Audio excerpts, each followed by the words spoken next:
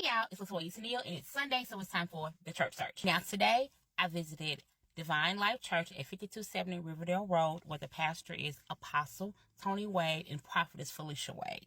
So let's talk about church today. So service starts at 10 o'clock. I got there a little after 10 o'clock. When I got there, I was greeted by a really friendly man at the door. And see how good God has been. It's your virtue to give him praise. So I'm going to sing this again.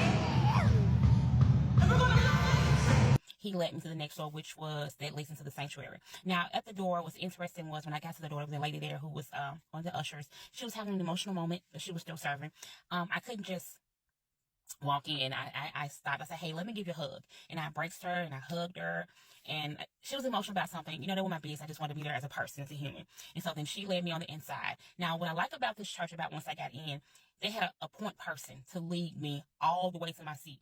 So it's like I got to one person, and that person handed me out to another person, and that person handed out to another person, until I actually got to my seat, which is really cool. This sanctuary is really, really beautiful. It used to be a grocery store, so it's interesting to see how it went from a grocery store to what it is now. They have 3 really, really, really big mega screens to show everything.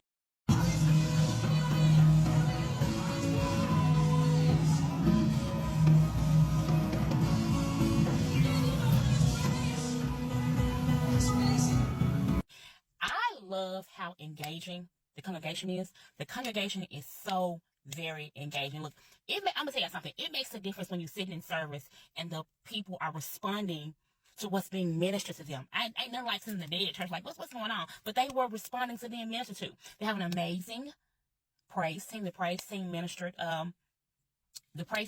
service today.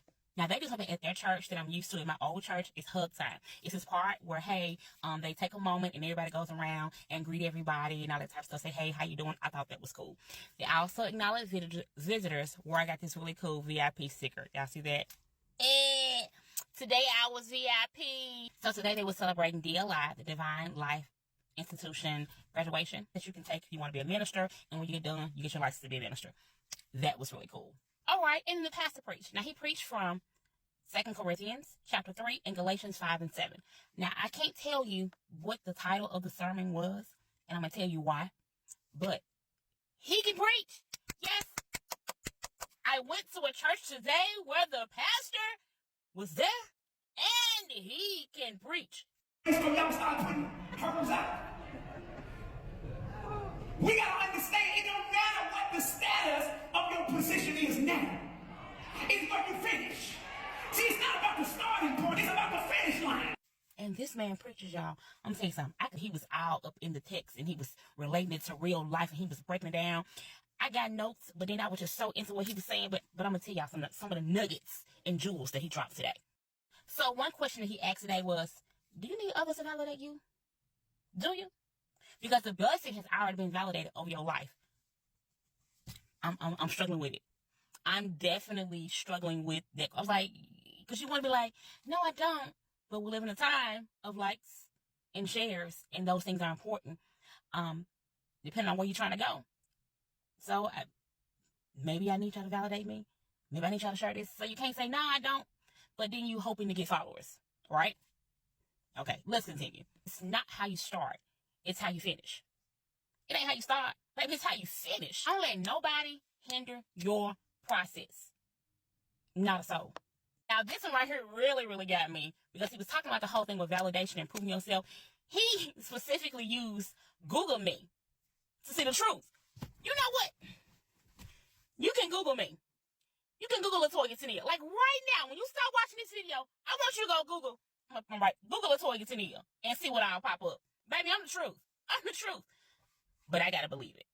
Right? I gotta believe it. But it's there. Just go Google it. Woo! Talk to God and listen to his response. Don't just go talking to him and then just go do what you want to do. No, you gotta talk to him and then let him tell you, hey, what's next? The next step. Don't just make up what you think. Just don't do what you think you should do, because you could be wrong. Go to God real, right? Don't give God fake conversation. You know what I'm saying? Prayer is just communication. So when you go to God to talk to him about what it is and what's going on, talk to him like hey, listen, hey God, this is what I got going on. This is what I'm trying to do. This is what, don't go, oh heaven, I come to you now asking. No, just be real with him. You don't want nobody faking it with you. Don't fake with him, because he know you're being fake. Just be real with the big G, right? Don't allow modern culture to define what you do. You can't do that. You can't let what's popping and popular to consume you to not do the right thing and what you should be doing.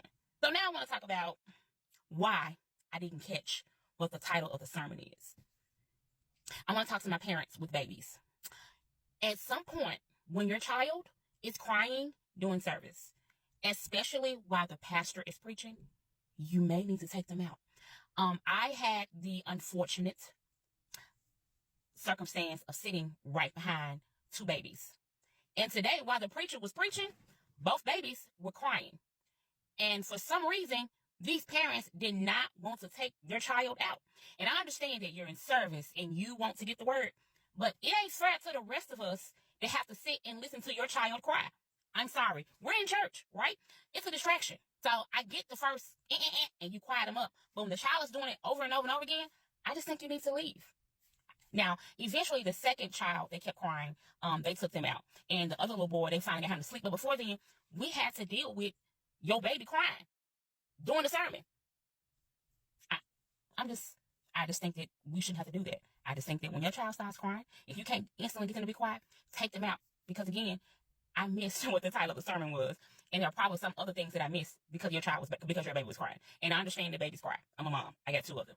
But I just think there's a time and place for everything. And during the pastor's sermon is not the time or the place for the rest of us to listen to your baby crying. Overall, I can say that I had a really good experience at this church. The members were really nice and friendly. The ushers were friendly. The church is really beautiful. I love the aesthetic. I like the idea they have a cafe. After church, I left and I went and I bought me a lemonade. I got me a brownie.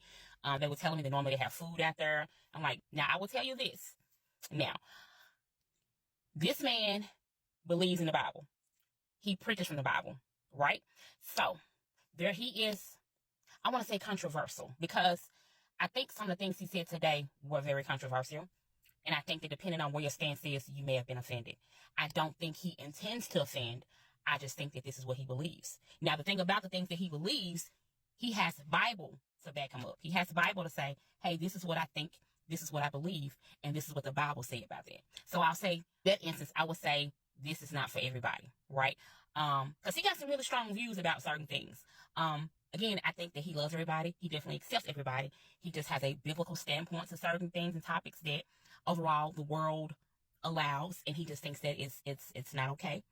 And that he has the Bible. So he talked about abortion today, and he talked about homosexuality today. Depending on your viewpoint, I'm gonna say it right now, you're not gonna like what he said, and this definitely won't be the church for you. Now, what I learned was normally after service they have a reception for visitors, but today they had a graduation ceremony going on for their school. They have for pastors inside their church, but I think it's really cool.